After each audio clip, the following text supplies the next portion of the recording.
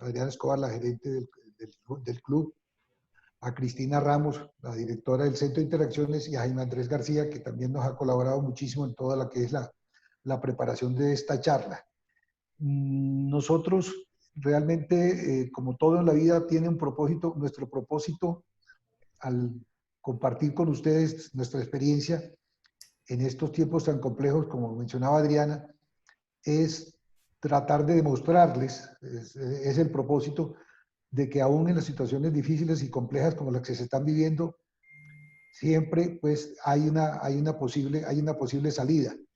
Y definitivamente los tiempos que ahora se viven nos están mostrando también alternativas que son las que quisiéramos compartir desde nuestra experiencia.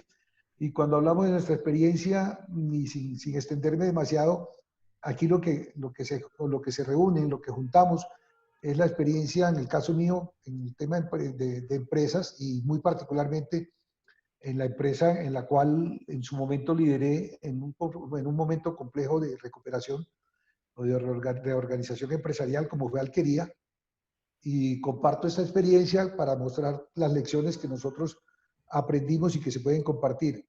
Y en el caso de Gabriel también, su experiencia en el sector financiero en Bancolombia y muy concretamente en los años que tuvo la tarea como banco atender la reorganización de muchas empresas. No somos abogados, la presentación no profundiza en temas legales, aunque también los conocemos, pero no queremos como desgastarnos mucho en ese aspecto. Si ahorita se puede, ya sí se puede, ahora sí. La presentación, compartir. Ya se está viendo, ¿no? Señor Orlando, ya lo estamos viendo. ¿Sí? Sí, señor. Ok, entonces voy a ponerle en modo presentación. El título es ¿Superar la crisis actual es posible? ¿Y por qué acudir a un proceso de reorganización? Y al final, pues, el caso, o por lo menos un resumen del caso Alquería. Reorganización a liquidación es la primera frase que se nos viene a la mente, porque en un momento los términos se confunden y cada vez que una empresa acude a un proceso de reorganización, en Colombia, pues en su momento ley 550, ley 1116, ahora el decreto 560, en Estados Unidos, pues el Chapter 11, o entonces se habla de ley de bancarrota. Entonces, no, se quebró Avianca, porque Avianca entró en el proceso de reorganización. Se quebró Tostado, porque Tostado entró en el decreto 560. Y así empezamos a bautizar a todos los que están en proceso de reorganización, a bautizarlos como que ya estuvieran en liquidación o que estuvieran quebrados. Y muy por el contrario. Y eso es lo que nosotros queremos insistir. Los procesos de reorganización justamente lo que pretenden mostrar es que hay caminos de recuperación, hay caminos de salvación. Entonces voy a ver por qué se acude a un proceso de reorganización, y cuando hablo de reorganización abarca muchas posibilidades, desde un acuerdo privado, que es una posibilidad, desde la ley 1116 que sigue vigente, o los procesos de recuperación empresarial ante la Cámara de Comercio que están ahorita implementados en el decreto 560. ¿Hasta qué punto son efectivos estos acuerdos? Y si todas las empresas que acuden a acuerdos de organización se salvan, y eso pues no lo podemos garantizar, y queremos mostrar qué es lo que sucede y cuál fue la experiencia propia en el caso de Alquería. Entonces, lo primero, ¿por qué se acude a un proceso de organización? Lo más común es que, dadas las circunstancias que se viven en este momento o en cualquier momento, las empresas empiezan a tener dificultades de caja. La caja es quizás el síntoma que prende las alertas en toda empresa, prende las alertas porque empieza a vivirse un escenario en el cual empiezan a no cumplirse las obligaciones financieras o no se cumplen las acreencias con proveedores de bienes y servicios. Ante esa deficiencia, se busca en un momento determinado a alguien que ayude a reorganizarla. ¿Qué tan efectivos son los acuerdos de reorganización? Aquí toca decir que los procesos de reorganización no son un traje a la medida, pues, hay que hacerlo a la medida, más bien en la expresión. Hay que hacerlo a la medida y hay un patrón, digámoslo, así como los sastres tienen modelos, hay un patrón general, pero cada caso es un caso diferente y no hay una ley general, pero sí hay digamos, hay experiencias que se pueden compartir. En algunos momentos, los acuerdos de reorganización son efectivos. Yo quiero decir que desde que se implementó la ley 550 y que en un momento determinado estuvo vigente desde el año 2000 hasta el 2010, 1.106 empresas fueron admitidas. Bueno, el 67% en super sociedades y el 20% en otros estamentos. Pero de esas 1.106 empresas, 26% se salvaron y el 74% se fue a liquidación. Es un porcentaje, digamos, en ese entonces bajo. Tenemos entendido que es un tema en el cual también se fue aprendiendo, de manera que cuando la ley 1116, que aún sigue vigente, más de 4.000 empresas han sido admitidas y ya el porcentaje de recuperación es más alto. Ya estamos hablando de que solamente el 43% se ha ido a liquidación con la ley 1116. Sin embargo, y este es un porcentaje, pues, un indicador, solamente 3 de cada 1.000 empresas que se cierran acuden a reestructuración. ¿Qué pasa? La reestructuración o los procesos de los acuerdos de reorganización tienen una especie de tabú que impide que muchas más empresas busquen y que pudieran haberse salvado, busquen estos procesos. El tabú está en muchos elementos. No, es que si entramos a ley 1116 o si entramos a un proceso de reorganización, los bancos no me van a volver a prestar. Es que si entramos a un proceso de reorganización, los clientes van a considerar que es que nosotros estamos quebrados y no nos van a seguir comprando. ¿Qué pasa? Que es que nosotros tenemos unos compromisos con unas personas naturales que han depositado la confianza en la empresa y van a pensar que nosotros simplemente los engañamos y ahorita no les vamos a pagar. Empiezan a aparecer muchas cosas y de hecho, yo recuerdo que el proceso de alquería fue algo que le dimos mucha vuelta antes de ingresar y en los casos en los cuales nosotros nos ha tocado asesorar empresas, el primer temor es ese. Sin embargo, hoy las circunstancias son muy distintas. La Superintendencia de Sociedades hizo una encuesta con 5.500 empresas y encontraron que de esas 5.500 empresas en un escenario, digamos, extremos, el 37% van a tener que acudir a procesos de reorganización. Y en un escenario, digámoslo, moderado, 2.700, o sea, el 18%. Y estamos hablando de una muestra de 5.500 empresas. ¿Dónde está mayormente concentrado este riesgo?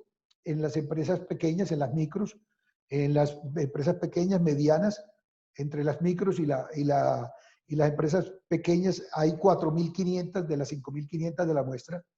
Si eso lo extrapolamos a un universo de unas 470, 500.000 empresas, estaremos hablando de que procesos de reorganización posiblemente van a ser necesarios en unas 180.000 empresas y si vamos a empresarios independientes, comerciantes, estamos hablando de más de 1.100.000 posibles casos de reorganización. Ahora, todas las empresas que acuden a procesos de reorganización se salvan, ya lo decía, no necesariamente todas se salvan y por diferentes motivos. Hay algunas que ni siquiera alcanzan a iniciar el proceso de reorganización por no ser consideradas viables. El trabajo nuestro empieza por hacer un filtro, o lo que llama muy bien Gabriel, un análisis fast track de la empresa, a ver qué tan posiblemente es viable o no es viable en un proceso de reorganización, porque si no lo es, ahí el caso es no perder mucho tiempo antes de que se deteriore más la situación. No todas acuden por desconocimiento de los trámites, por falta de asesoría o por el temor reputacional del que hablaba. Hay muchos que consideran que el proceso de organización de la información es muy complejo. No lo es tanto, pero igual es parte de lo que nosotros en un momento determinado asesoramos. ¿Cuál fue la experiencia propia en Alquería? Alquería fue la primera empresa que fue admitida en la ley 550 y posteriormente fue la primera que anticipadamente salió exitosamente del proceso. O sea, digamos que fue la primera entrada, pues primera salida exitosa, llamémoslo de esa manera. Nosotros en diciembre, no me tocó a mí, pero en diciembre del 98 en la empresa había adquirido un crédito de una tasa que resultaba en tasas efectivas por encima o cercanas al 50% anual. Esa era digamos, la situación de urgencia de financiación. Y en el año 99, a principio del año 99, se buscó firmar un acuerdo privado con todos los intermediarios financieros que tenía la empresa, que eran 18.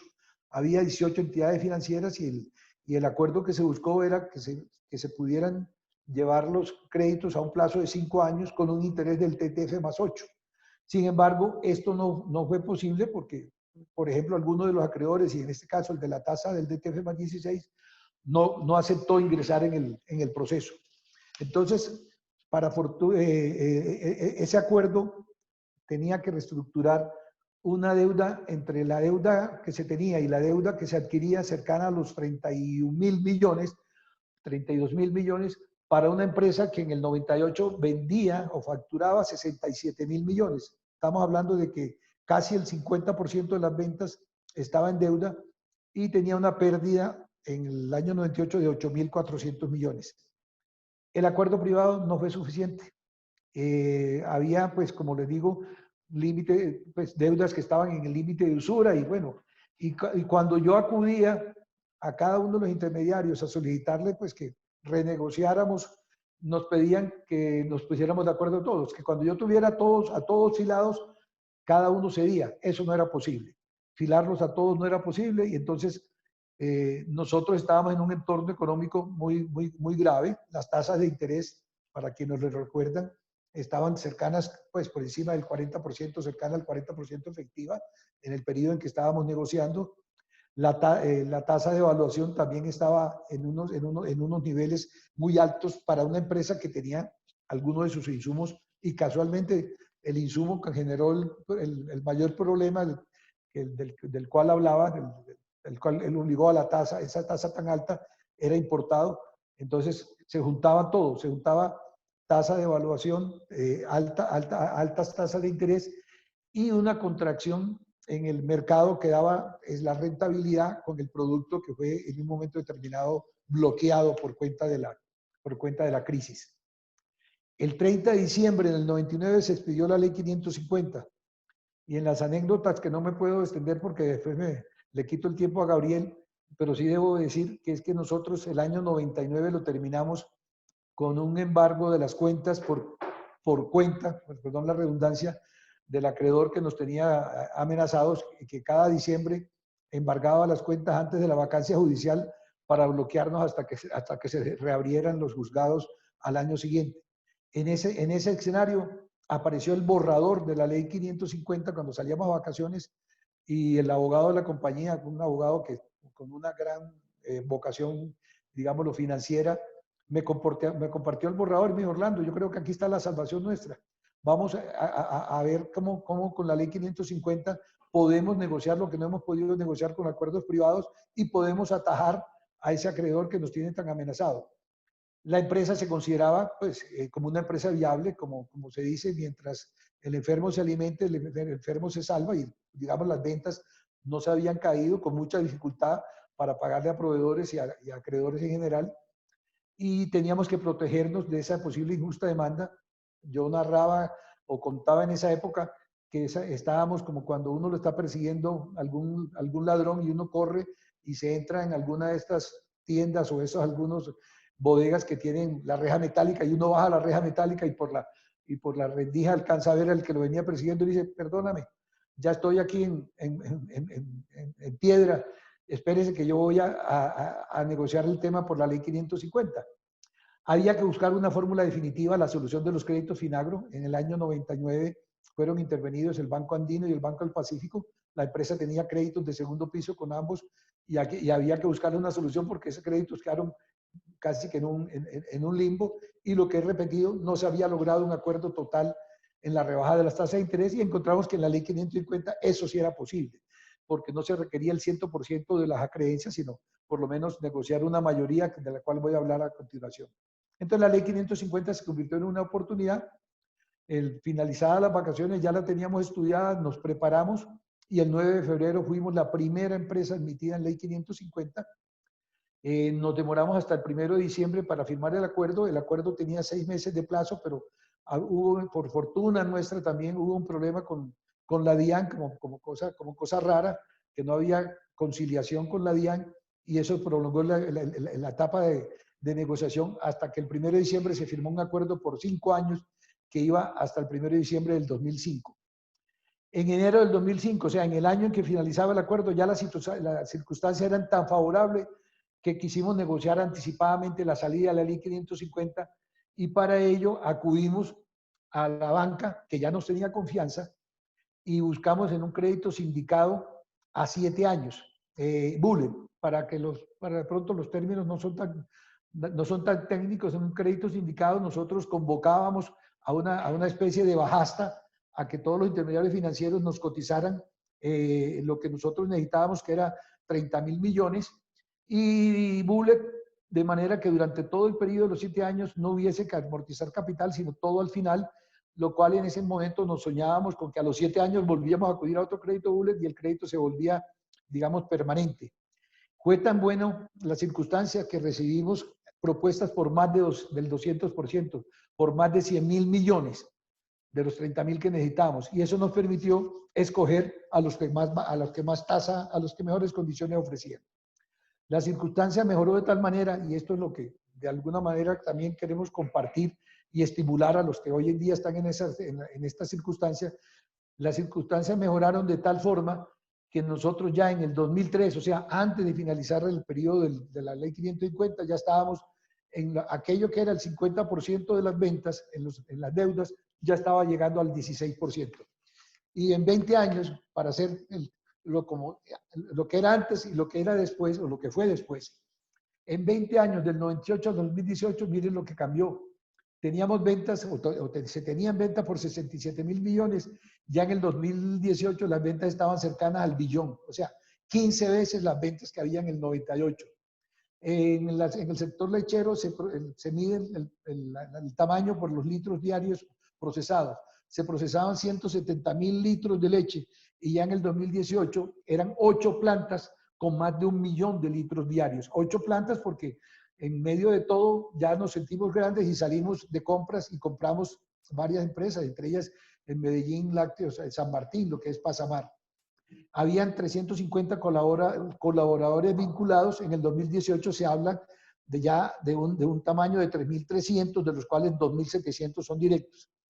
Y algo que sí es reciente, ya de este año, ha sido escogida Alquería como la marca número 1 de recordación en Colombia. Ese es un trabajo pues, que se consiguió pues, a lo largo de todo ese tiempo.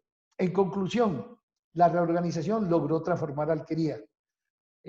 Para quienes están en circunstancias difíciles, hay que decirles, sí se puede, pues bajo un proceso de reorganización.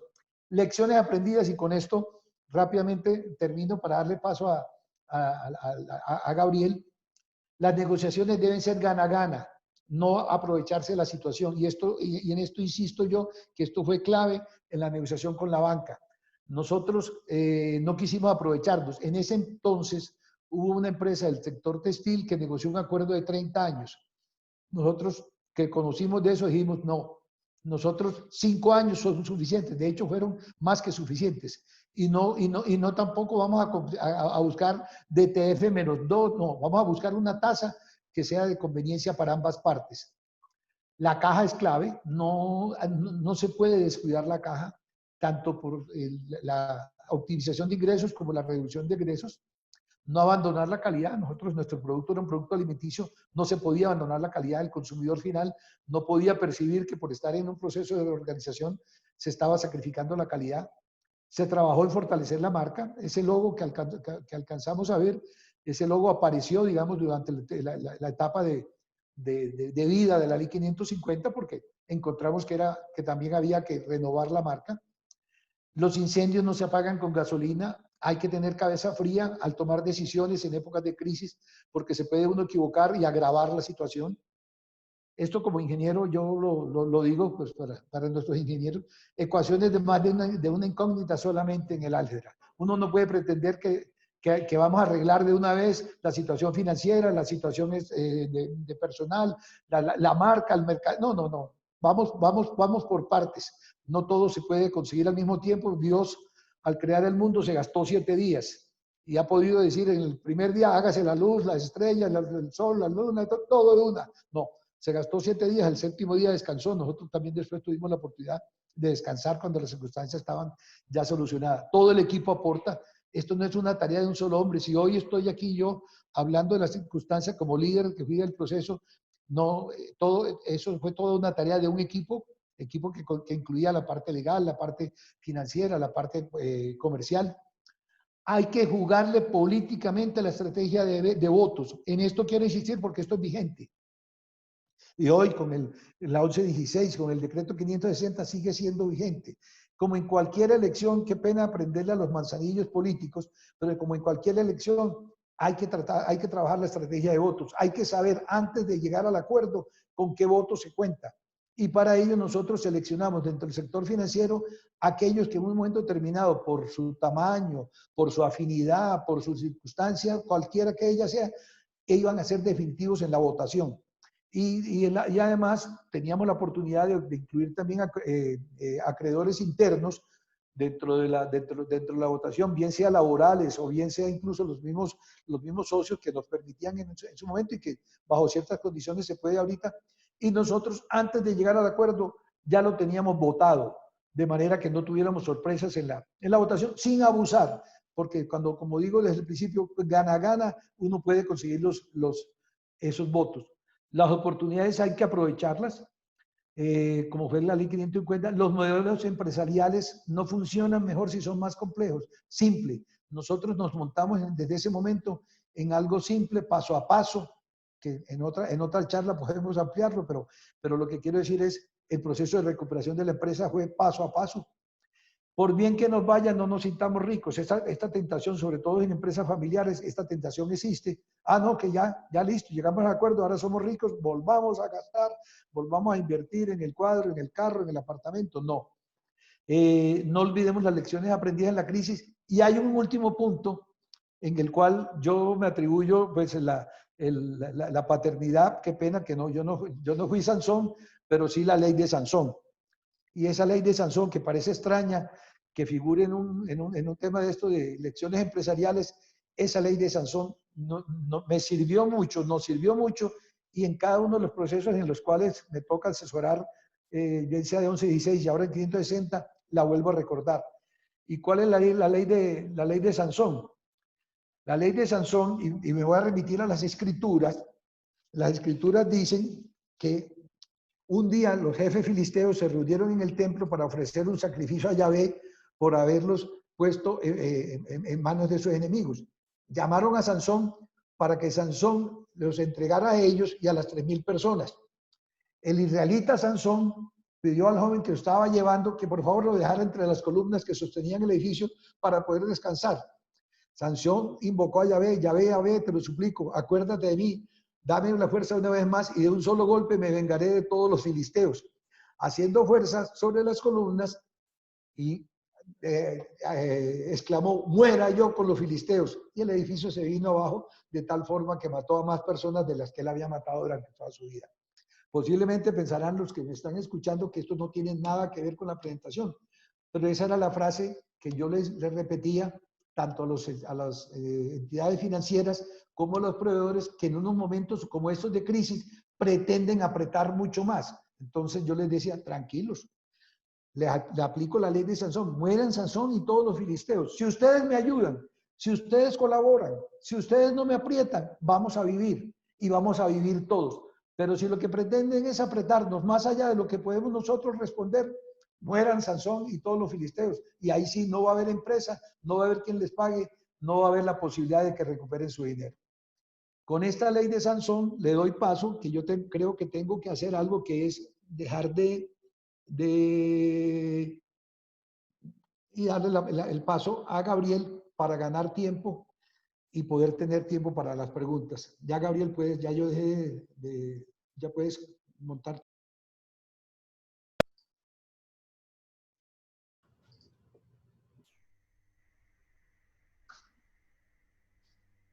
Bueno, muy buenas tardes. Yo en esta presentación, que desafortunadamente el tiempo es muy corto para tratar uno de generara cierta información con respecto a los decretos de emergencia y una serie de vivencias reales que se presentaron en la crisis del 98-99, una crisis muy prolongada, y con ello poder tener respuesta a ese interrogante que hay de poder acudir a un proceso de reorganización.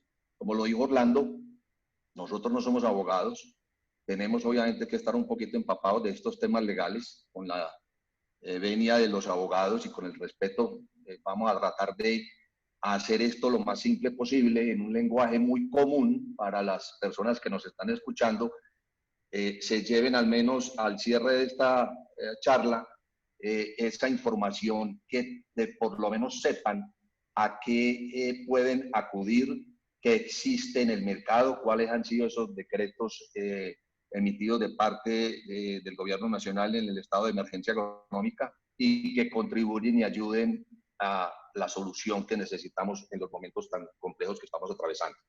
Voy a referirme a una agenda de estos 8.9, es una legislación actual, cuáles son esos procesos de reorganización, unos antecedentes breves, cuál es el objeto y el ámbito de aplicación y vigencia de la 560, cuáles son esas herramientas extrajudiciales y de negociación, estos mecanismos extraordinarios y estímulos de salvamento que los decretos reglamentarios han, digamos, sacado, los beneficios tributarios que traen estos decretos, las principales características de empresas en dificultades diferentes a esas causas internas y externas que regularmente la Superintendencia de Sociedades, digamos, maneja de manera muy reiterativa, y una serie de recomendaciones de esas experiencias vividas que hacen que efectivamente contribuyan de una manera simple a ciertas comunes denominadores que se presentan en estas situaciones de reorganización empresarial.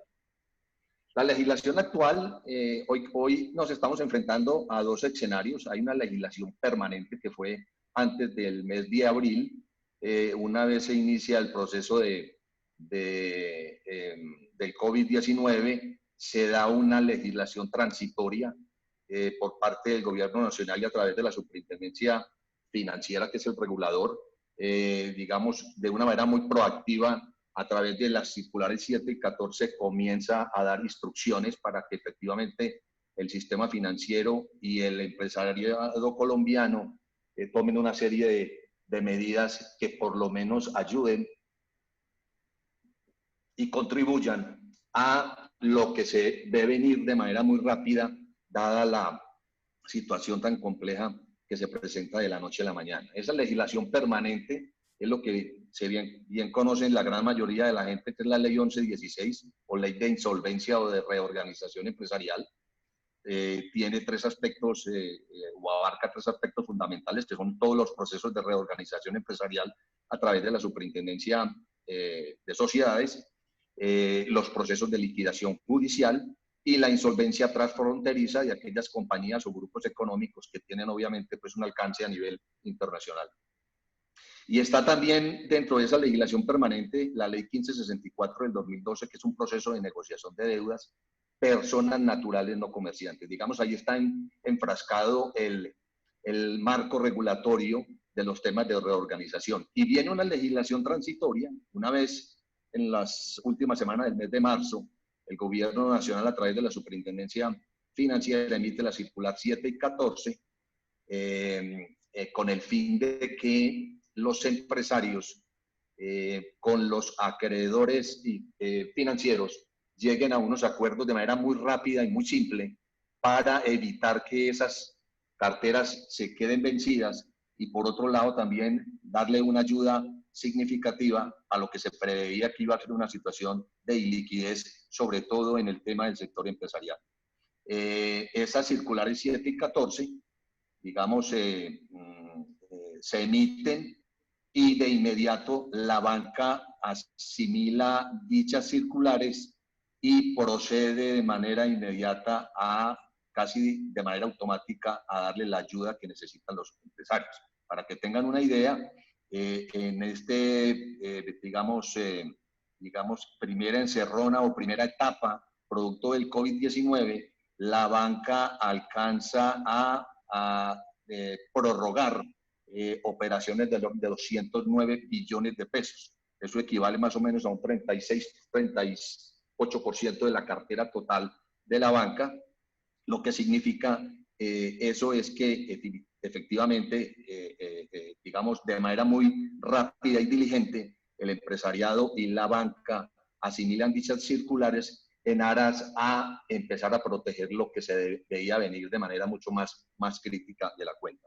Y recientemente, estas circulares 7 y 14 generalmente generaban unas prórrogas o unos periodos de gracia, inclusive hasta periodos muertos, por un espacio de 120 días. 120 días que vencen en el mes de julio, el corte de este mes, y hay algunas operaciones que se proyectaron hasta agosto y septiembre. Digamos que esa primera etapa de las circulares 7 y 14 ya está empezando a vencerse, y en aras a esa situación, el gobierno nacional emite hace un par de semanas, semana y media, una circular que se llama el Programa de Acompañamiento a Deudores, que va desde el 1 de agosto del 2020 al 31 de diciembre del 2020.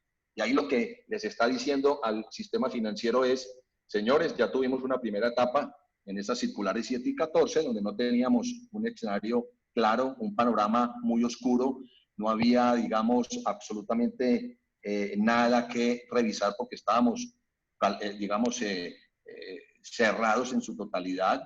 Las empresas habían bajado sus procesos productivos, el sector comercio estaba sin poder vender, etcétera, etcétera. Digamos, había una situación completamente, digamos, de cierre definitivo.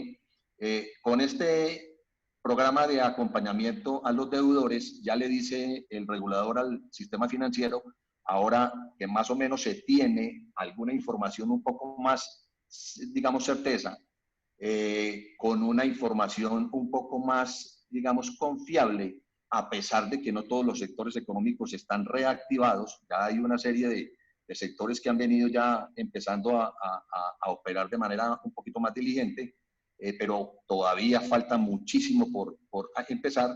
Pero sí les dice, ahora empecemos en esta segunda etapa a través del programa de acompañamiento de deudores a buscar esa verdadera, digamos, capacidad de pago y endeudamiento que los empresarios tienen.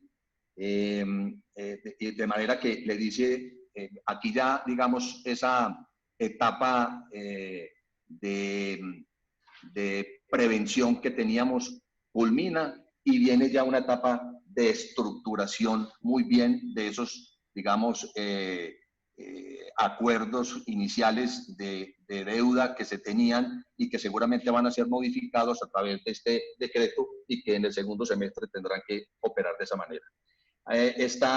Una vez estas circulares 7 y 14 se dan, a las semanas siguientes se emite el decreto 560, del cual nos vamos a detener un poco más adelante, donde se dan a través de dos mecanismos, la negociación de emergencia y el procedimiento de recuperación empresarial. Este decreto sale porque definitivamente la superintendencia de sociedades venía muy congestionada en los 3 últimos años debido a un volumen importante de compañías en reorganización. El año 2019 ya había empezado a cambiar esa tendencia a la baja, ya se estaba cogiendo un poco más de oxígeno en la superintendencia y se viene esta situación que estamos viviendo del COVID-19 que lo que hace es efectivamente congestionar muchísimo más la situación. Con el decreto 560 se generan estas dos situaciones que las vamos a ver un poco más adelante, donde hay ingresan otros actores a contribuir y a acompañar a los empresarios y a los diferentes acreedores a los procesos de reorganización, digamos, de una manera mucho más rápida. Y está el decreto 772 de junio de este año en curso, el cual va dirigido a procesos de reorganización muy abreviados y a unos procesos de liquidación judicial muy simplificados.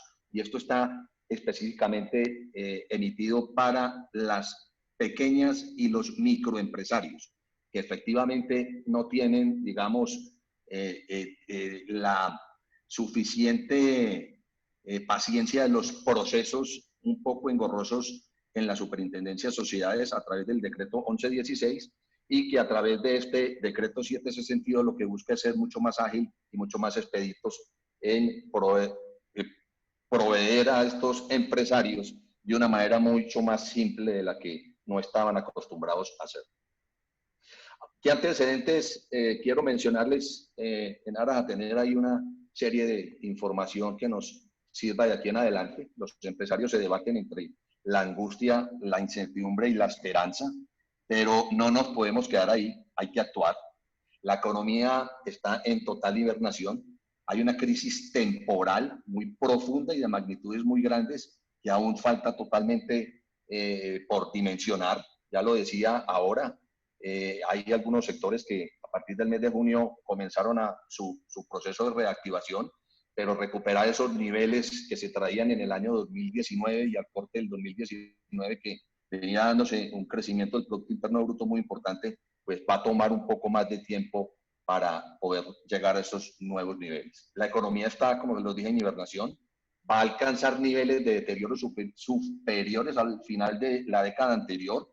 Estábamos hablando de niveles de desempleo superiores en esa época, en esa década del 20%, niveles de crecimiento del Producto Interno Bruto del menos 4.5%. Habían unas tasas de interés, como lo dijo Orlando, que oscilaban entre el 40 y el 60% en ese momento. Por fortuna, esa es una de las ventajas importantes que se tienen en esta pandemia o en esta crisis que estamos viviendo, de que las tasas de interés han estado en niveles muy bajas y desde que se comenzó esta pandemia, la Junta Directiva del Banco de la República pues ha tomado unas decisiones todavía mucho más agresivas de lo que venía tomando en materia de disminución de tasas. Vemos y todavía dicen los analistas que todavía hay espacio para seguir bajando. Ya en el sistema financiero se empieza a deteriorar esa disminución en esos 150 o 200 puntos básicos que se han dado durante el ejercicio del 2020 y que empiezan a reflejarse en esa tasa del DTF y que empieza obviamente a verse también reflejada en los costos financieros de los empresarios. Hoy existe una suspensión de pago generalizada. El gran reto del empresario es evitar que la crisis de liquidez se convierta en una crisis estructural, que su negocio se vuelva inviable. Aquí el reto de ese empresario es efectivamente, si el negocio de verdad lo considera viable, se centre con todo su equipo de trabajo a hacer todas las modificaciones que efectivamente necesita hacer y repensar los negocios desde todo punto de vista. La viabilidad de ese negocio empieza por la recuperación del capital de trabajo.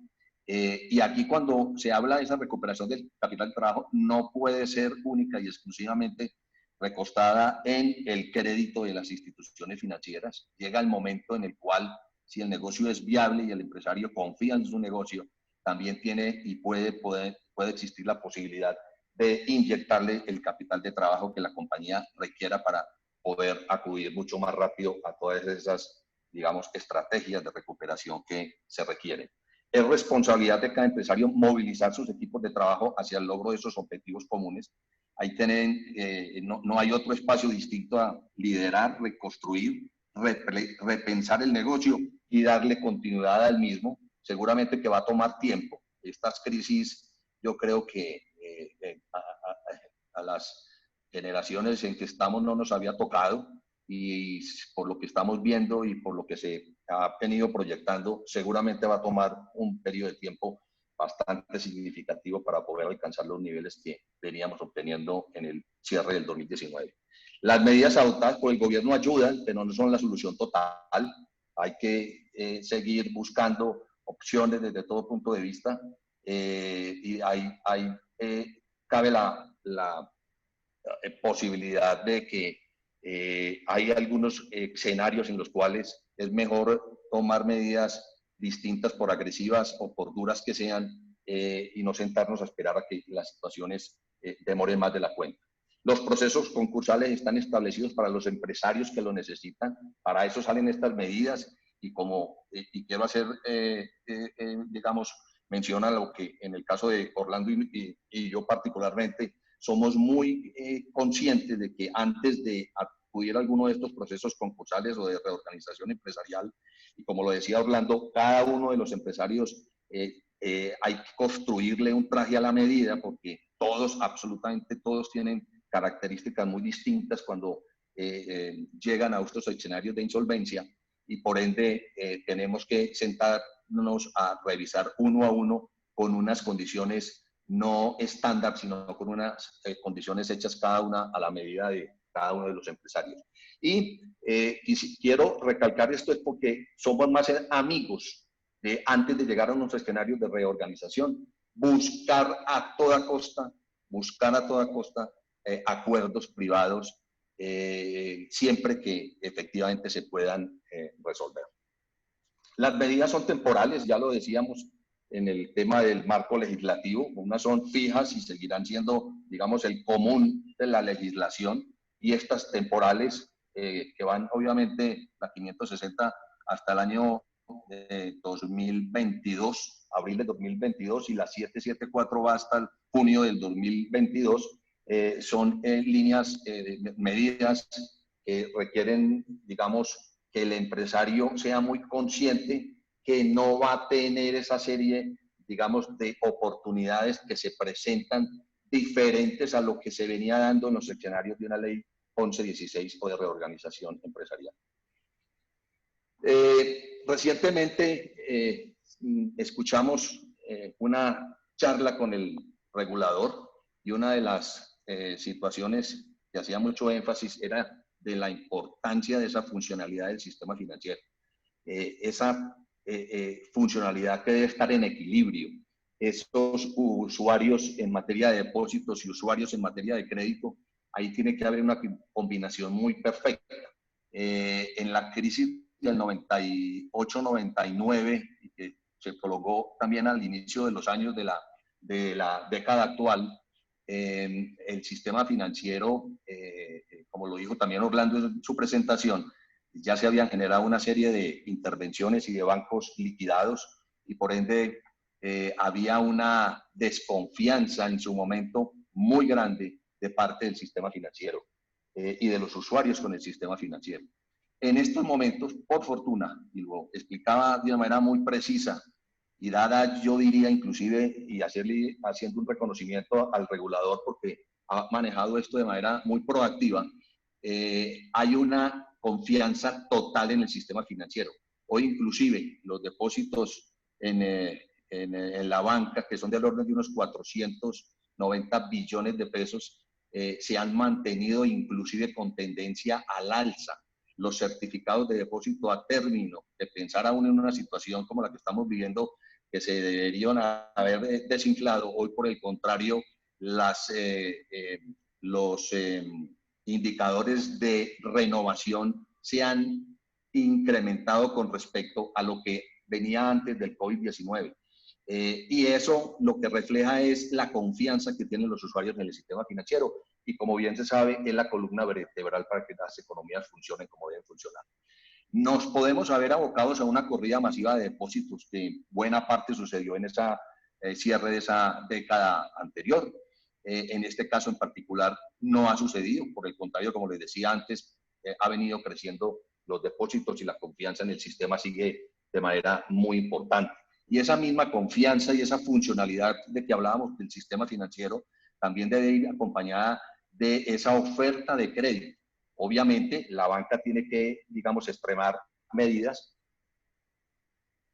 La banca tiene que ser un poco más exigente, sin embargo, en la medida en que vamos avanzando en estas etapas de los procesos 7, de las circulares 714 y lo que viene en el programa de apoyo al deudor, las cosas, digamos, empiezan a fluir de una manera mucho más importante. Pero definitivamente, digamos, hay oferta de crédito y también ha habido recursos muy importantes que se han irrigado durante estos últimos 3 meses en el sistema financiero del orden de 90 billones de pesos.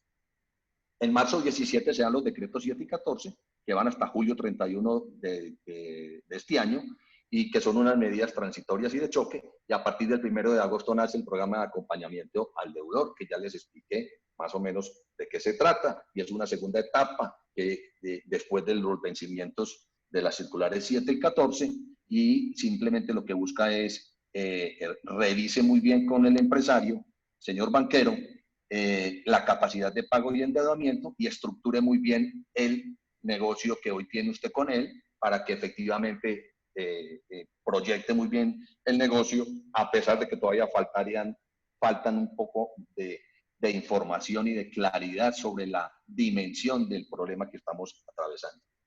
Esta etapa busca reconocer la verdadera capacidad de pago y endeudamiento, y con eso nos metemos un poco en el decreto ya 560 del 15 de abril del 2020. Este decreto temporal, ya lo decíamos, tiene un objeto y es mitigar los efectos del COVID-19. El ámbito de aplicación es a las empresas que se han visto afectadas por el COVID y como consecuencias de la emergencia mencionada. Busca la recuperación de las empresas como unidad de explotación económica y fuente generadora de empleo. Eso es lo que efectivamente, esa es la principal razón por la cual se emiten estos decretos de 560, y la vigencia es por un término de 2 años que ya los había mencionado. Tienen a través de este decreto unas herramientas extrajudiciales de negociación que paso a mencionar.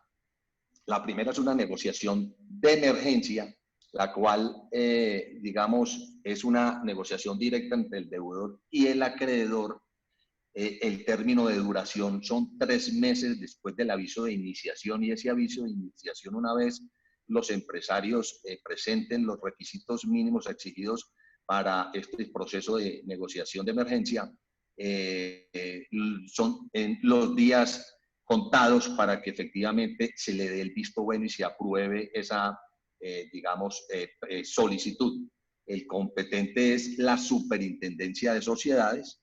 Los requisitos son exactamente iguales a los exigidos en la 1116, que son unos 8 o 9 puntos, que son los estados financieros del mes inmediatamente anterior, los estados financieros de los 3 últimos años, el flujo de caja proyectado del negocio, el plan estratégico, y aquí sí que hay que hacer mucho énfasis en esa repensada de los negocios debido a lo que estamos viviendo.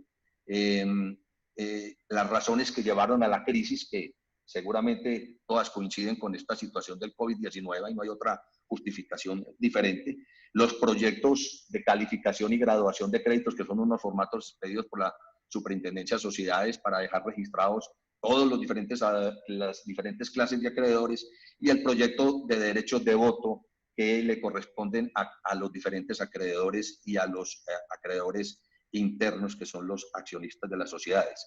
Además de una inversión de inventario de activos y pasivos muy detallado que se exige.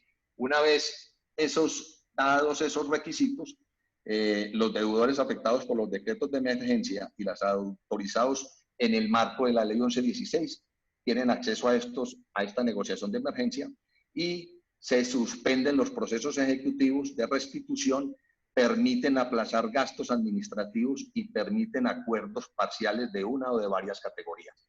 Empiezan a aflorar una serie de condiciones que en la ley 1116 o ley de insolvencia no estaban contemplados, sino previo la solicitud y autorización al juez del concurso. En este caso, se dan de una manera casi que automática una serie de condiciones que lo que hacen es precisamente acelerar el proceso de apoyo y de acuerdo entre los deudores y los acreedores. Y está el segundo procedimiento de recuperación. Ahí ustedes ven unos resaltados, y es la diferencia que hay con el proceso de negociación de emergencia, y a los cuales me voy a referir de manera rápida. La negociación es directa también entre el deudor y los acreedores, pero hay una participación de un mediador. Un mediador en ese proceso de duración de 3 meses, exactamente igual al anterior, y el competente son las cámaras de comercio y los centros de conciliación.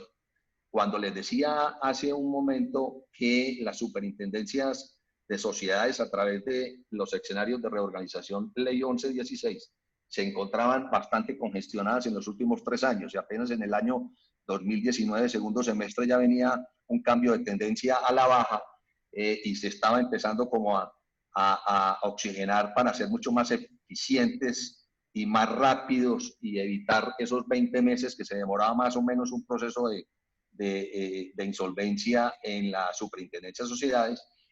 Por esta razón se emite este procedimiento de recuperación empresarial donde operan las cámaras de comercio y esos centros de conciliación a través de un mediador que está registrado en las cámaras de comercio. Una vez autorizados los acuerdos y se ponen de acuerdo con el mediador, los deudores y los acreedores, se valida de todas formas en la Superintendencia de Sociedades a través de ese juez del circuito. Los requisitos son exactamente iguales a los de la solicitud de la ley 1116 que ya los mencioné en el escenario de negociación de emergencia. Están sujetos todos los deudores exactamente iguales a los anteriores, pero en el caso de la ley 1116 que tiene unas excepciones, están, digamos, registrados principalmente en las EPS, las IPS o empresas del Estado. Son unos 10 regímenes especiales que se manejan, que no se pueden manejar en la 1116, tampoco se pueden manejar en la negociación de emergencia como en esta herramienta extrajudicial, pero en los procedimientos a través de las cámaras de comercio sí se puede acudir en esos regímenes, digamos, especiales. Los efectos son los mismos del anterior y aquí, en cualquiera de los dos escenarios, en ambos casos de no llegar a un acuerdo, el deudor puede acudir a un proceso de reorganización ordinario de ley 1116. Es decir, si pasados esos 3 meses no se llega a un acuerdo entre el deudor y los acreedores de la fórmula de salvamento que requieren los negocios, el empresario, digamos, no se liquida, como sucede en el caso de un escenario en ley 1116, que si no hay un acuerdo, pues efectivamente la compañía se va a una liquidación. En este caso tiene la posibilidad de volverse a presentar, pero ya en un escenario ordinario de ley 1116. Mecanismos extraordinarios que ayudan y contribuyen a que efectivamente todos estos acuerdos funcionen de una manera muy rápida y expedita. Hay una reducción de requisitos formales más ágiles, ya los vimos, ya se los he venido mencionando. Esto se presenta la solicitud igual que las 1116 y en cuestión de días la Cámara de Comercio o la Superintendencia de Sociedades emite la autorización. Y hay 3 meses para negociar de una manera muy rápida. Cosa distinta sucedía, como los dije también, que más o menos se demoran unos 20 meses en los procesos, o se estaban demorando unos 20 meses en los procesos de reorganización. 1116 en la Superintendencia de Sociedades. Hay un pago de autorización de pequeñas acreencias hasta por el 5% del pasivo total. Esto lo que hace es evitar que acreencias menores obstaculicen los procesos de negociación. Hay una enajenación de activos no operacionales y que no, digamos, afecten el giro ordinario del negocio. Estas dos últimas, digamos, mecanismos que les estoy mencionando requerían de autorización del juez del concurso en la Superintendencia de Sociedades. En este caso, pueden proceder de esa manera, obviamente, sin que vayan a afectar absolutamente ninguna de las situaciones que se puedan presentar con otros acreedores. Existe la posibilidad de capitalización de pasivos. Esto es voluntario por parte de cualquiera de los acreedores. Se convierten esas capitalización de pasivos en acciones, bonos de riesgo o otros mecanismos de subordinación de deuda que se puedan manejar y se acuerden dentro del acuerdo. La banca lo debe contabilizar como inversiones negociables. Los otros acreedores diferentes lo van a contabilizar simplemente como capital. Los bonos de riesgo se computan como dentro del patrimonio, por ende hacen parte de esas capitalización o de esas acciones nuevas que se tienen que, digamos, recomponer en el patrimonio. Tienen unos privilegios económicos, unos derechos de voto especiales y hay unos derechos de dividendo o remuneración por esa capitalización de dichos pasivos. Y si los va a enajenar, hay un derecho de preferencia con respecto a los accionistas actuales y en caso de que no se acuda a ese derecho de preferencia, pues puede acudir a la venta a un tercero, lo cual se lleva a una subasta pública o privada dependiendo de las condiciones. Existen también unos pactos de descarga de deudas.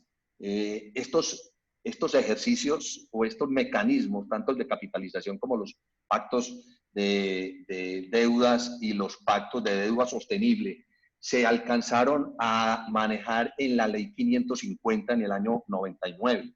La ley 1116 los eliminó, cosa que nunca pudimos entender cuáles habían sido las razones, porque son mecanismos que contribuyen efectivamente a esas mayores posibilidades de recuperación de las compañías y por otro lado también a la generación de unas fuentes de recursos que las compañías en estas situaciones de iliquidez pues requieren para poder lograr consolidar mucho más rápido los diferentes acuerdos.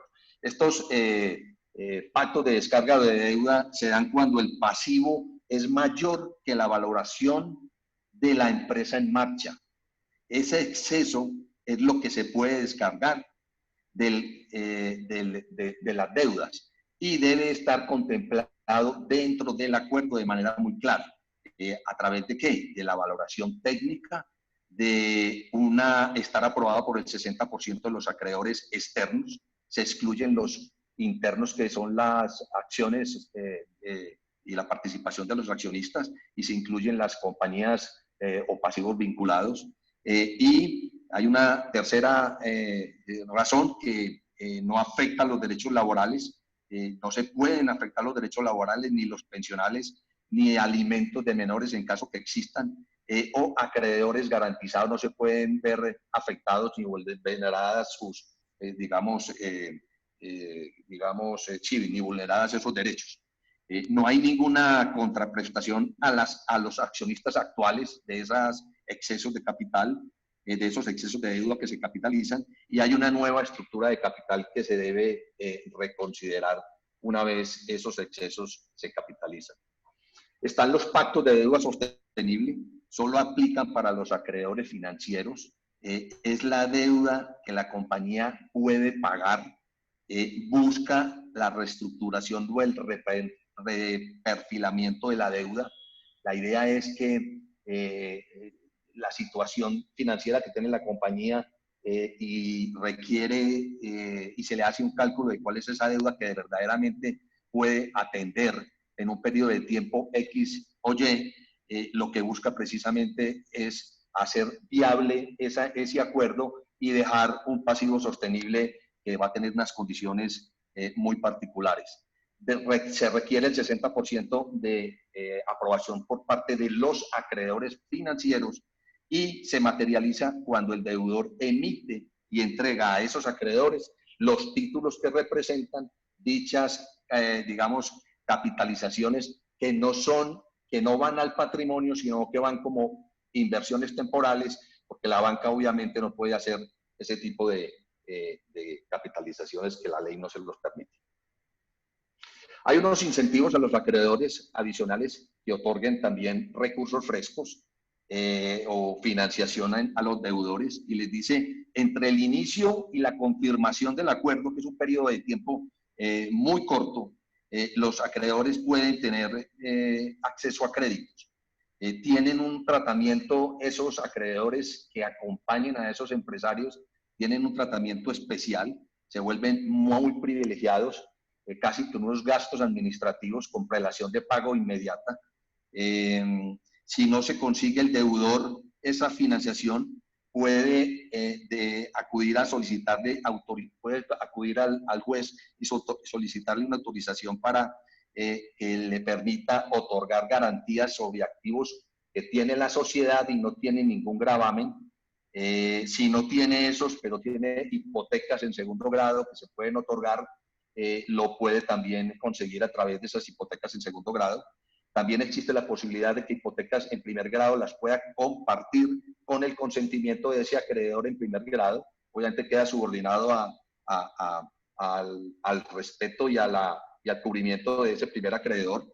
Y si no se da, digamos, el consentimiento por parte de ese acreedor, pues tiene la posibilidad de acudir al juez para conseguir, sin afectar a ese garante, la autorización que le deje compartir dicha garantía. Digamos que toda esta serie de incentivos lo que busca es que el empresario tenga opciones adicionales a esa, digamos, cierre de oportunidades que se le dan cuando se presenta en un escenario de reorganización por obvias razones. Pero este tipo de situaciones que antes no le permitía en los escenarios de reorganización 11-16, o antes de firmar el acuerdo respectivo, pero que tomaba tanto rato y tanto tiempo, ahora a través de estos decretos de emergencia económica y de 560, le permite hacer este tipo de movimientos que lo que hacen es generarles recursos para poder atender esas dificultades que efectivamente se le están presentando. Y hay unos mecanismos adicionales de salvamento de compañías en liquidación. También aquí estas medidas lo que buscan es rescatar esas empresas, evitar a toda costa la liquidación, esa unidad productiva, y evitar esas liquidaciones judiciales. Cualquier acreedor en estos casos puede tener acceso y presentar interés de aportar nueva capitalización a estos negocios y a estas empresas en liquidación, siempre y cuando el patrimonio sea negativo, y debe, absolutamente ahí no tiene discusión, debe generar el pago total de los créditos de primera clase, que son los laborales, las indemnizaciones laborales, los salarios, la seguridad social. Hay una normalización de los pasivos pensionales, los tiene que normalizar si se encuentran en dificultad. Hay que pagar los gastos administrativos, ponerlos al día, y los créditos de los acreedores garantizados, darle toda la protección que ellos exigen, y los demás créditos con vocación de pago. Cuando se habla de esos créditos de vocación de pago es como se está en un escenario de liquidación y la liquidación no alcanza sino a cubrir, digamos, varias clases de acreedores. Esa condición de salvamento solamente cobija hasta ese nivel de acreedores con vocación de pago, y son ellos quienes efectivamente tienen que proceder a dicha votación. Y se ordena la capitalización a valor nominal de esas acreencias, de esos interesados que llegaban nuevos inversionistas, como nuevos inversionistas, a salvar este tipo de compañías que se encuentran en liquidación o en riesgo de desaparecer. Hay otro escenario, pero estos son para las compañías que están hoy en ley de insolvencia y en el periodo digamos, de cierre definitivo, que fue abril, mayo y junio, se suspendieron todas esas obligaciones de los acuerdos vigentes que se incumplían y los gastos de administración incumplidos. Eso efectivamente, una queja a la Superintendencia de Sociedades que se están incumpliendo dichas obligaciones del acuerdo y los gastos de administración, implica una casi liquidación de los acuerdos y de las empresas. Y lo que dice es que a partir del mes de julio, esas obligaciones que estaban incumplidas en este trimestre, pues tienen que empezar a normalizarse para evitar efectivamente llegar a un escenario de liquidación. La DIAN juega otro papel importante. Orlando lo manifestaba, y en términos generales, desafortunadamente, de todos los acreedores, digamos, el que menos aporta a las ayudas de los acuerdos de reorganización es la DIAN. Ellos tenían un marco regulatorio donde no se podían mover. Las condiciones de pago con la DIAN eran muy de corto plazo, estaban muy enmarcadas y ahí no tenían, digamos, no había movilidad, y desafortunadamente contribuían muchas de ellas a que desafortunadamente llevaban a las compañías a ley de insolvencia. En estos decretos reglamentarios, efectivamente, le autorizan a la DIAN que puede llegar a hacer rebajas de las sanciones, del capital y de los intereses, cosa pues que no la habíamos visto, yo creo que ni en los últimos 20 años, y hoy en día, a través de estos decretos que tienen un espacio, recuerden, y una vigencia de 2 años, se pueden empezar digamos, a contemplar dentro de esos diferentes acuerdos que de manera muy rápida, en el término de 3 meses, se tienen que estar consolidando.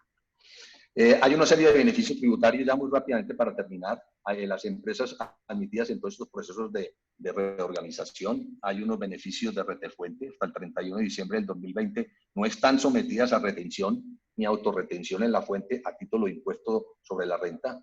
El anticipo de renta del año 2020 están exoneradas de liquidar y pagar el anticipo. La retención en la fuente a título de IVA solo va por el 50%. Y la renta presuntiva del año 2020 no se encuentran obligados a liquidarla, la renta presuntiva por este ejercicio. Hay una serie de características, como les mencionaba al principio de mi presentación, que son completamente diferentes a ese monitoreo permanente que la Superintendencia de Sociedades hace de esas causas internas y externas que las compañías que tocan los escenarios de reorganización empresarial, digamos, siempre se salen a relucir. En el año 2004, posterior a la finalización de esa crisis tan prolongada que fue el final de la década anterior y principios de esta década, se hizo una encuesta con 120 empresarios que ingresaron a ley de insolvencia de todo tipo y se generaron 19 causas internas y 19 causas externas. Si en el año 2023 nos paramos, digamos, supongamos que ya esta situación está ya en una dimensión completamente distinta a la que estamos viviendo y que seguramente el año entrante será muy similar, espero que no tan similar como este 2020. Seguramente esas 19 causas internas y externas deben salir a dar los mismos resultados, excepto las causas, digamos, externas, las tasas de interés, que están en unos niveles bastante bajos con respecto a lo que vivimos en su momento en esa década. En primer lugar, estos empresarios que ingresaban en ese periodo y en esa crisis que me tocó vivir de manera muy clara, y lo que les quiero mostrar yo aquí son esas causas distintas a esas externas e internas, pero que son de una manera muy simple.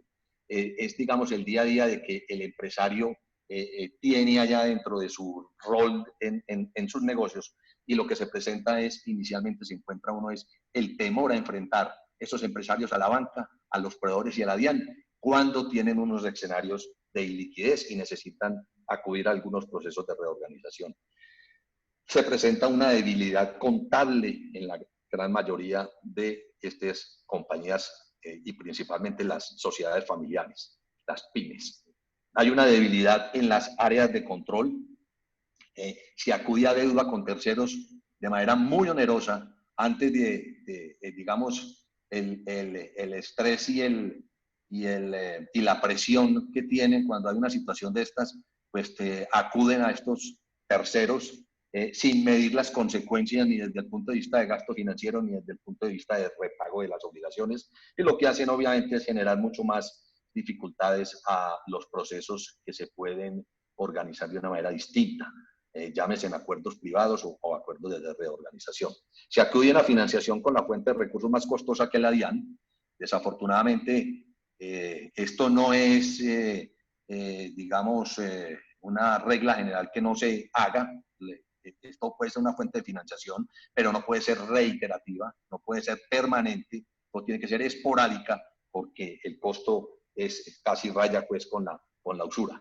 La concentración en el corto plazo de la deuda financiera por una mala planeación de la misma, la financiación de los gastos familiares sin control, el reparto de dividendos prematuros en aquellos proyectos que los empresarios se embarcan desde el punto de vista de eficiencia en los procesos productivos o de bodegas, etcétera, etcétera.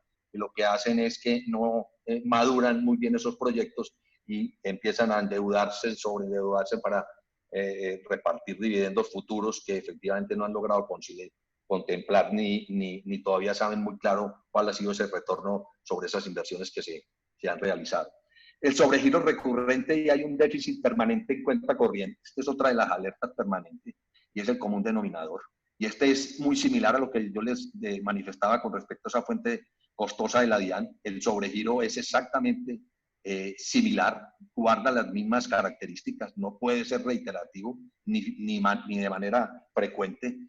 tiene que ser esporádico en aquellos momentos y por unos periodos de tiempo bastante cortos. El número global de entidades financieras, desafortunadamente, en la gran mayoría no queda faltando sino el banco de sangre para atender la lista de acreedores o de entidades financieras. Digamos, esto también depende obviamente del tamaño del negocio, pero ahí hay que ser, digamos, muy prudentes y muy, digamos, razonables con el número de entidades financieras, porque cuando son tantas se pone mucho más complejo la administración de esas, digamos, de su situación financiera. Esa relación con la entidad o con el banco se torna un poco más compleja y más distante, porque obviamente queda muy difícil atenderlos a todos y poderles dar en muchas, digamos, en el común vocabulario que se maneja con las entidades, esa reciprocidad desde todo punto de vista que no deja de ser pues importante para el precio, la fijación de los precios de los créditos, etcétera, etcétera. El conflicto de accionistas que impactan la compañía, la falta de un gobierno corporativo junta asesora. Desafortunadamente, cuando llegan a estos escenarios, se dan cuenta de la importancia de esos apoyos y de esas ayudas, de esas externas que seguramente de haberlas tenido no hubieran tenido que acudir a unos escenarios de este tipo. Y para terminar, unas conclusiones y recomendaciones de manera muy rápida de todas estas experiencias vividas, y es que sea claro y transparente. Entre más claro y tenga todas las cartas sobre la mesa, seguramente que los diferentes acreedores y principalmente la banca va a tener una, digamos, cercanía y comprensión mucho más rápida. Levante la mano a tiempo, no se demore, no dilate las decisiones que tenga que tomar, asesórese bien, volver a repensar las cosas y aprender de los errores cometidos. Es quizá el mayor aprendizaje que hay que sacar, y más en estos momentos que tenemos que darle un giro completamente grande de 180 grados a los negocios. Deje de proyectar ilusiones, pierda el temor al banquero, a los proveedores y a la DIAN. Cuide su caja, esta es la columna vertebral, este es digamos, la situación más compleja que hoy nos está tocando a los empresarios vivir, y hoy hay que ver los estados de resultados de la parte de abajo hacia arriba y no de la parte de arriba hacia abajo, porque la situación de gastos y costos que hay que, digamos, que ya se vienen y ya hace unos 3 meses haciendo, seguramente va a continuar, mientras los niveles de ingresos producto de la reactivación económica se empiece pues a reflejar de una manera mucho más dinámica. El plan de choque en costos y gastos al mínimo vital, la capacidad de innovación debe brotar por los poros, no se distraigan asuntos que no generan valor, tome decisiones impopulares, no las dilate, es cuestión de supervivencia. Desafortunadamente aquí a veces nos volvemos muy paternalistas y hoy esto es una cuestión de supervivencia y hay que pensar en el común y en el grueso de la gente más que en las situaciones particulares. Comuníquele a todos los colaboradores y al equipo de trabajo, y sin condición mental y anímica y física no es posible lograr una recuperación de los negocios. Usted como líder del negocio tiene que ser capaz de movilizar a todo su equipo de trabajo y mantenerlos de manera muy animada y mentalmente positivos para sacar y lograr esos objetivos que se han trazado. Agote otras opciones que ya se los había mencionado antes de un proceso de reorganización. Los acuerdos privados están a la mano. Cada empresario tiene un traje a la medida. Los acuerdos de reorganización están hechos para que todos los empresarios se vayan de manera automática para allá. Y si hay posibilidades de hacerlos privados, es muchísimo mejor. Y rodéese de un buen equipo de trabajo con asesores que tengan buena experiencia y déjese guiar. Si la decisión es liquidar los negocios, no se demore en hacerlo, porque va a perder menos de lo que seguramente tiene estimado. Las especies que sobreviven no son las más fuertes, ni las más rápidas, ni las más inteligentes, sino aquellas que se adaptan mejor y más rápido al cambio. Charles Darwin. Muchas gracias. Muchas gracias, señor Gabriel. Muchas gracias, señor Orlando. Ahora procedemos a habilitar los micrófonos de los asistentes para realizar las preguntas. ¿Alguno de los asistentes tiene de pronto alguna pregunta que quiera darle o hacerle al señor Gabriel o al señor Orlando? Puede habilitar su micrófono para que haga la pregunta. Aquí está habilitado. Sí. Don Guillermo Arbeláez, ¿quiere hacer alguna pregunta? Sí. Bienvenido, muy buenas noches. ¿Me oyes? Sí, señor, fuerte y claro. Yo tengo una empresa en liquidación, una pequeña empresa, y en ese proceso de liquidación judicial simplificado, Gabriel pasó muy rápido. ¿Qué me puedes decir de eso? Hombre, ese proceso, la reglamentación acaba de salir recientemente y están a través del decreto 774. Digamos, nosotros aquí pues hemos alcanzado a dimensionar la reglamentación, pero lo que se dice es que las exigencias van a tornar, digamos, unos 8 meses para efectivamente llegar a esos escenarios de liquidación definitiva. Lo que busca eso es precisamente que esas empresas pequeñas y microempresarios no se enfrasquen en esos procesos de liquidación tan engorrosos que había que hacer a través de la ley 1116. Lo que te puedo decir, Guillermo, es que simplemente, digamos, van a ser muy expeditos, muy rápidos, sin muchas exigencias y obviamente habrá que entrar pues a detallar muy bien el proceso reglamentario, el decreto reglamentario que acaba apenas pues recientemente de salir ahorita en el mes de julio. Okay. Muchas gracias.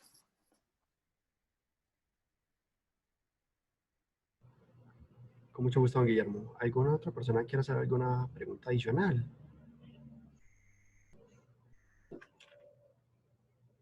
Don Gabriel, por aquí nos preguntan que cómo pueden acceder o consultar la información para solicitar los mecanismos extraordinarios o estímulos. ¿Cómo? Perdón, repíteme, ¿cómo qué? ¿Dónde pueden acceder o consultar información para solicitar los mecanismos extraordinarios y estímulos?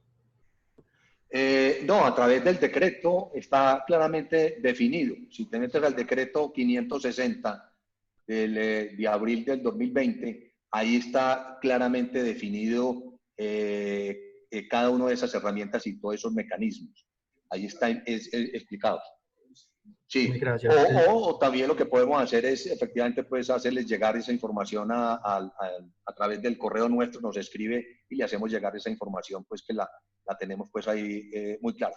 Eso, digamos, quiero recalcar lo siguiente, y el empresario no tiene que saberse absolutamente todo ese tipo de situaciones. Yo creo que ahí lo más importante, como lo decíamos en nuestra presentación, es que si hay que tocar un escenario de reorganización, recuerde que antes, haciendo ese diagnóstico, se puede saber si se puede llegar a un acuerdo, digamos, privado. Pero si definitivamente ese traje a la medida lo lleva a que hay que tocar los escenarios de reorganización, entonces, digamos, ahí digamos, hay que tener muy presente el que digamos, lo podamos manejar de una manera muy clara y él no tiene que saberse ese tema, sino saberse aconsejar y saberse asesorar de quienes efectivamente conocen ese tipo de procedimientos de reorganización, porque de lo contrario estoy casi seguro que se termina enredando desde el punto de vista legal. Muchas gracias. Vamos a darle la palabra al señor Juan Felipe Calderón, que nos está levantando la mano. Entonces, adelante, don señor Juan Felipe Calderón. Gabriel, muchas gracias a Gabriel y Orlando por la exposición. Y tengo una pregunta, dado que con la explicación y con la presentación, digamos que la superintendencia y el gobierno están dando una mayor facilidad para que las empresas en una situación de insolvencia se puedan acoger a estos mecanismos. Entonces me genera la inquietud al otro extremo, y es hoy donde todas las compañías están pasando por un problema de liquidez y donde hoy tienen estados financieros en su gran mayoría afectados por la crisis. ¿Cómo manejar este tema que ha sido también de recurrente consulta? Porque las empresas entonces a sus clientes recurrentes o a sus clientes que vienen solicitando ampliaciones de cupos de crédito, ampliaciones para seguir operando. Entonces ya para la empresa que hoy, digamos, está sobreviviendo la crisis, ampliar esos cupos a sus clientes implica que en un momento determinado uno de estos clientes, al acogerse a una de estas herramientas o a alguno de estos mecanismos, lo lleve a una insolvencia que lo obligue también a acogerse a este mecanismo. Entonces, ¿cómo de una manera equilibrada puede uno mantener esa relación con los clientes, hacer esos estudios de sus estados financieros sin entrar en riesgo y tampoco de volverse o de apretar, como decía Orlando en su momento, a los clientes, porque obviamente hay un temor que entren en un mecanismo de estos, porque también se vuelve un tema del otro extremo. Como ya es más fácil acogerse, pues también es más difícil ahorita seguir ampliando cupos o dando créditos a las compañías que están también tratando de salir de la operación. Entonces, ¿cómo llevar esto o cómo manejar esta situación que es compleja para cualquier empresa que está hoy manejando la situación? Juan Felipe, esa es una de esas preguntas pues que responderla a uno con una certeza total pues es bien complicado. Ese mismo escenario que tú estás planteando con tus clientes, se lo plantea el sistema financiero con sus clientes, ¿cierto? Digamos, esto es un trabajo, digamos, mancomunado de banca, empresarios, banca, proveedores y otros acreedores. Porque es que hoy en día están afectados todos los, digamos, participantes de todo este entorno que estamos viviendo. En las crisis anteriores, o era una crisis financiera, o era una crisis de un sector, o el sector petrolero, o el sector, digamos, metalmecánico, etcétera, etcétera. Pero no había una crisis generalizada, donde todos están, digamos, afectados. Por eso, ese conocimiento de tu cliente, ese conocimiento del banquero, del cliente, del empresario, hace que efectivamente las cosas puedan entrar a fluir de una manera mucho más claras. Estas medidas de reorganización, estos procesos de reorganización que se dan, es precisamente para eso. Y sin entrar, porque por eso les decía en un principio, hablar uno de todas estas medidas sin entrar primero, sin ser abogado, y segundo, sin entrar al detalle de cada una de las minucias de los decretos reglamentarios, no es nada fácil para que las cosas obviamente se puedan tener una explicación adicional. Pero miren que el caso del programa de acompañamiento al deudor, lo que le está diciendo el regulador al sistema financiero es, señor banquero, vaya y anticípese, inclusive le dice, no espere que le digan, sino anticípese para que busque con su empresario la alternativa que lo lleve a feliz término, dependiendo de las condiciones que usted está viendo en su negocio en el momento que está atravesando la economía en este momento y su negocio en particular.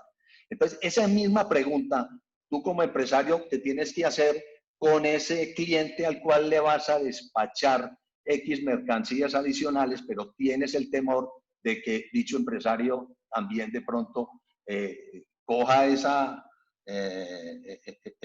obligación y se acuda a un decreto de reorganización. Digamos, el riesgo está dado, pero el conocimiento que se tenga del cliente es el factor preponderante. Hoy en día, con la situación en que estamos, es una situación que impacta absolutamente a todos los involucrados en el negocio y que definitivamente tenemos que ser, como lo decía en una de las conclusiones, claros y transparentes con los proveedores, con la banca, con los otros acreedores, con la DIAN, etcétera, etcétera, en aras a que entre todos logremos buscar la salida que se necesita para poder poner esto a fuego interno. Ok.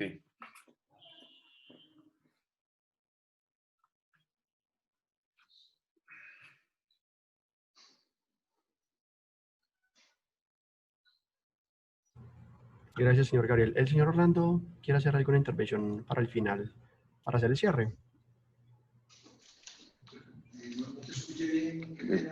¿Tienes alguna observación para el cierre? Desmutee su micrófono. Lo tiene muteado. Ah, ok. Está de acuerdo, no, tal vez redondeando la respuesta que le daba Gabriel a Juan Felipe, este tema de conocimiento del cliente es algo que no solamente es en el momento de crisis, es en todo momento, y sobre todo en los tiempos de crisis, tener muy claro quiénes son aquellos, bien sea clientes o bien sea proveedores, porque en ambas direcciones aplica, que sean, digamos, estratégicos al negocio y cuidar uno esas dos cadenas, porque definitivamente el afán de supervivencia es nuestro y es de nuestros clientes y es de nuestros proveedores. O sea que es algo de mucha filigrana. De hecho, en algunas empresas en las cuales actualmente estamos asesorando en estos casos, nos enfocamos primero que todo en salvar clientes pequeños pues, clientes y proveedores pequeños, de no dejar que la epidemia los contagie a todos, porque es que eso es más difícil. Y vuelvo y digo, y hacer unos convenios especiales con los que son estratégicos, de manera que intentemos todos sobrevivir.